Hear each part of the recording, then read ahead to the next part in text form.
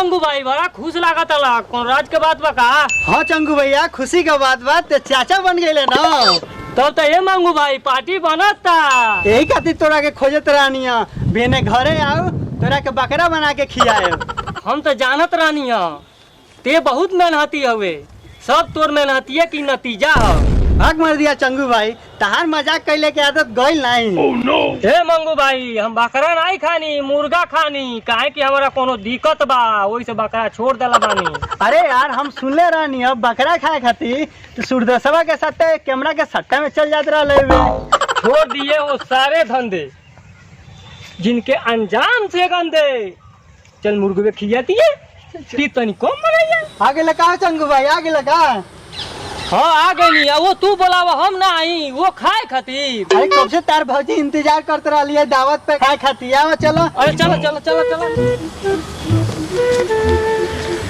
आओ चंगू भैया बैठा तारी भौजी से कह के तारा खातिर खाना निकलवाओ तनी। अच्छा ठीक है जा तनी जल्दी भौजी से खाना निकलवा कर लिया बात ना कूदत हो का पूछे के तनी जल्दी जा। अरे तो चूहा मारे वाला दवाई खा लो। तू का चाहता लो चूहा वाला दवाइया खा के अब तक चल जाई का? अरे नहीं ऐसा कोनो बात नहीं है।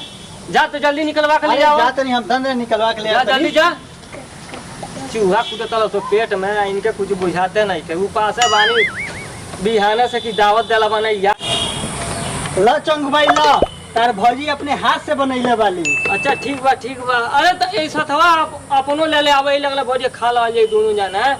अच्छा ठीक बा लेके आओ तनी। लेके आवा जल्दी लेके आवा तोले रुकल बानी तोले हम हाथ धोवत तनी।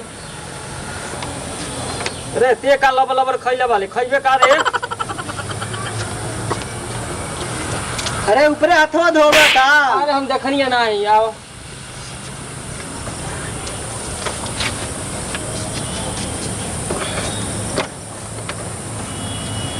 अच्छा तो स्टार्ट करो। अच्छा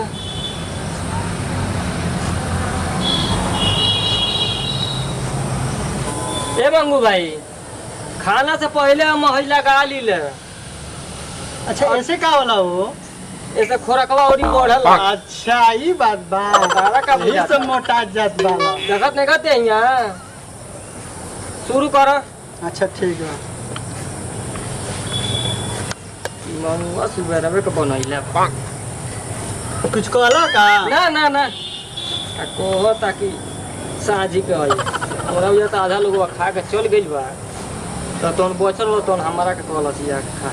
कि हमें मेहरवा के कुछ कह दे। ना ना ना कुछ नहीं कहत खा खा।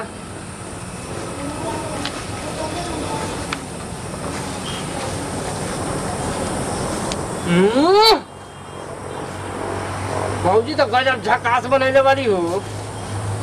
अरे वो कहीं होटल में रहेली ता दूर बोल नहीं हम ना सिखैले बानी। अच्छा ई बात बा। हाँ अब जाए तो हम सिखाए के सिखैबो? अरे तारा भौजी के। अच्छा अच्छा अच्छा हम कही कि हमारी मौगी के। ना ना ना अरे खुद सीख के पास वाली।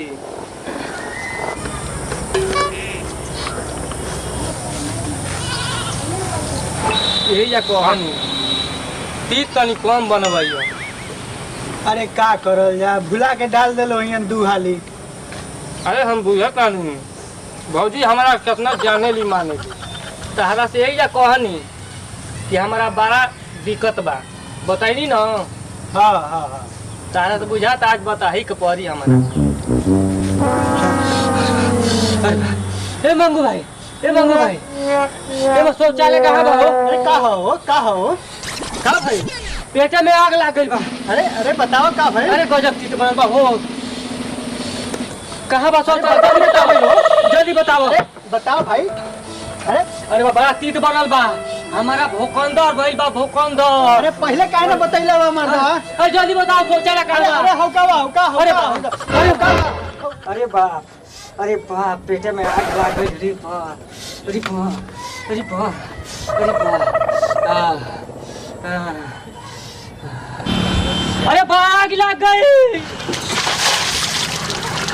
अरे बाप ई का कइले रे? अरे तही ने कहले हुए आग लग गई। एकदम बुताइयो दहले आ धोइयो दहले। चल ले मंगुआ चल चल